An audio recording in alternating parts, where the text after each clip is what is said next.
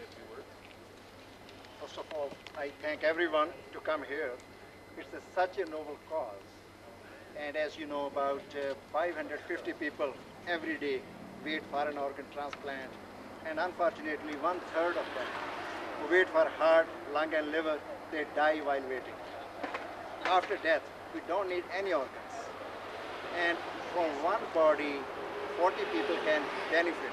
Somebody can get your liver, somebody can get your heart, somebody can get your eyes, somebody can get your bones, skin, right kidney, left kidney, you name it. So you can give a good quality sort of life to 40 more people. And nature is a big recycler. As you know, that same elements, oxygen, hydrogen, nitrogen, whatever, they are being circulated again and again for millions and billions of years. So I think as a part of nature, we should follow that, and we should recycle our organs. And as you know, nobody need to die while waiting when so many of us are available. So I think it's such a noble cause. I thank everyone for coming. And some people say that politicians have no heart. I think they have a big heart. Cindy Hawkins, her election is tomorrow. I think she needs a big hand.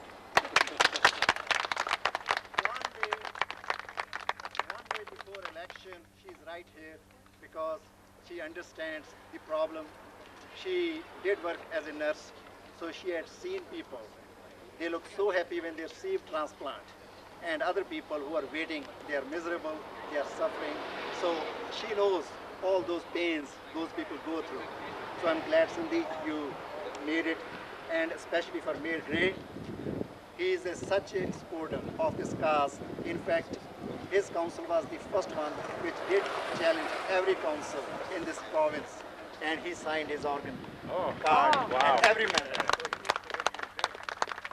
And there are some liver recipients and everybody else. And thank you very much for organizing, and thank you very much for inviting.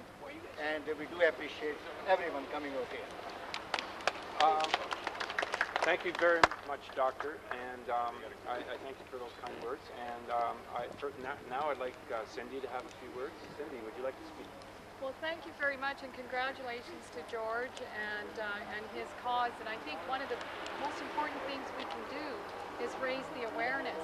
And as a former nurse, Gary's right. I did deal with patients and families, and you know, one of the hardest things was asking a family to consider organ donation, because that is a very, very difficult thing to do at that point. So I think it's more important to discuss it now when we're healthy and when we're aware, and we should make that message known to our loved ones and our families and friends that it's a gift that we'd like to share.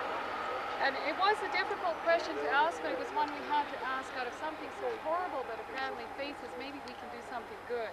So if we can do that, when we have all our senses and all our awareness, I think that's a really, really wonderful gift to give. Gary's been a huge quarterback in our community for that cause. So has our mayor and council been big leaders in that cause. And I think people like George do a great, great service by going across the country, raising the awareness and getting the message out. I am a supporter of the National Registry, and I think there's a lot more that we can do. So congratulations to everyone, and thank you for bringing the message to our community, so we're reminded again how important it is to give a gift of an organ donation.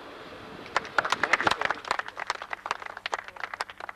Next, I don't know your name. Matt escaped. Pleased to meet you, Matt. Would you like to say a few words? As George, I'm also a liver recipient. This past year I celebrated my 40th birthday, and then about a month and a half later I celebrated my first anniversary of my liver transplant. And I was really excited about that. Just prior to my transplant, I wasn't sure that I would have the opportunity to do that. And thanks to a donor, I was able to receive a liver on April 3rd of last year. There was also, from that same donor, there was a heart, both kidneys, and a lung donated as well. And so there's other people that are alive because of one donor. And to me, that's the most exciting thing, is that how one donor could help so many lives. Thank you. You're welcome. Thank you. Thanks, Matt. Okay. Okay, next we have, I didn't catch your name either. Michael Farina. Michael. Oh, Nice to Michael, meet you. hello. Long time no see, Yes. Marjorie. A little different. Congratulations on your successful transplant. It's been over 2.5 years since I had my liver, just like George is. And, you know, if it weren't for the unselfishness of people donating their organs, I wouldn't be alive. Able to ride my bike and meet all the people I do. I go across Canada, go down the States, visit people and talk about it. There's nothing selfish about donating an organ. It keeps someone alive. You never know who it may be. But knowing that even I can donate my organs again, you know, keep someone else alive. Please keep signing those cards. More organs, better lives, better quality for the people who are quite sick. Whoa, somebody got a hot dog? Yeah. I got it. Yeah. Yeah, I'll hold it up here. It's a little That's safer. right. Yeah. I don't want to burn down Don't your burn Watch your hair. Hold it in your other hand. It'll just burn like that for a minute. Yeah, I know. Well, that's all right. They have places for them, though. And that's all I got to say. And I welcome George, and thanks for showing us a little bit more the insight of what goes on to us recipients. They're here. Thank you. Yeah, okay. Okay, Marjorie, would you like to say a few words? Yes, okay. I would just like to remind everyone that there's also living donor possibilities. You can donate, you can be a living kidney donor, you can be a living liver donor, and I'm sure And that also a lower lobe of the lung. the lower lobe of the lung. So remember living organ donation as well. And congratulations, George, for making it so far. What day is this on your walk? 3:30. 330 days.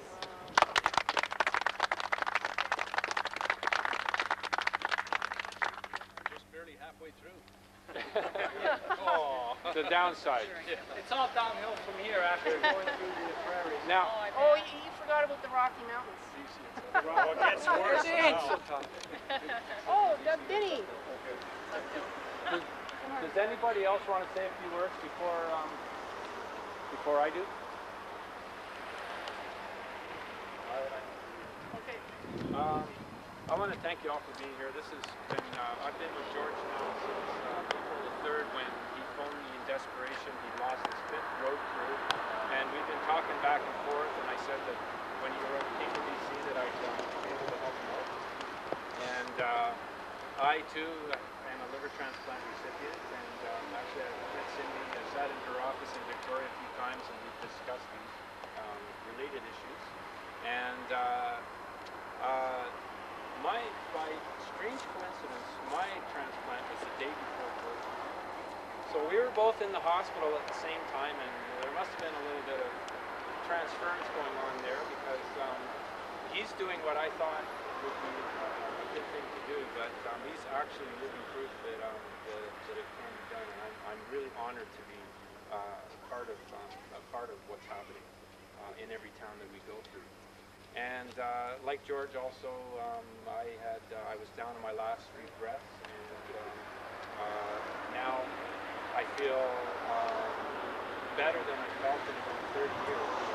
So transplants do work, but part of my function is to thank people.